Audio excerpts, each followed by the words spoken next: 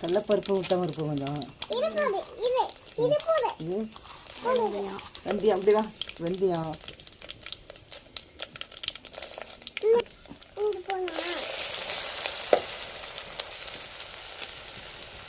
இதெல்லாம் போட்டு நல்லா பொன்னிறமாக வர மாதிரி வணக்கணும். பொன்னிறமாக ஒரு கரண்டி நல்லா மறுவலாக வதக்கணும். பொன்னிறமாக வரணும். அப்புறம் வந்து இதில் தக்காளி போடணும். இது போடலாம் இரு.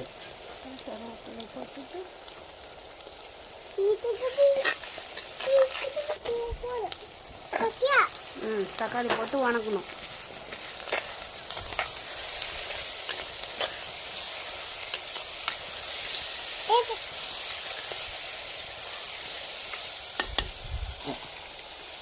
கல்லுப்பு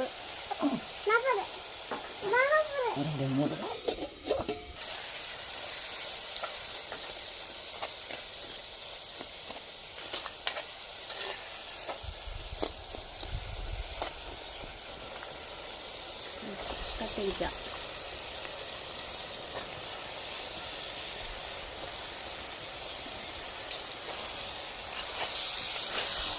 இந்த கத்திரிக்காய் போட்டுக்கலாம்ல போடுமா?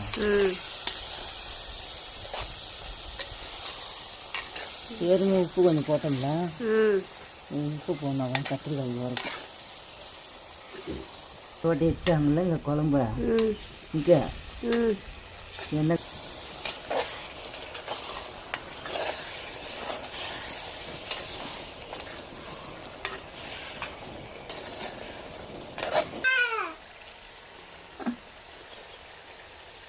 போருமா? ரொம்ப போட்டக்கா தெக்கரண்டி இதெல்லாம் போட்டு மஞ்சத்தூள் தனி மிளகாத்தூள் கொஞ்சம் இல்லைங்க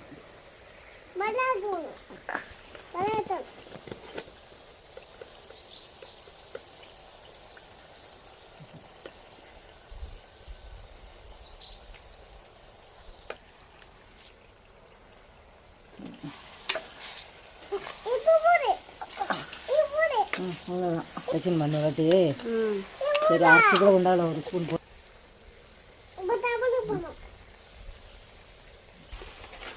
இதெல்லாம் அப்படி எண்ணெயில்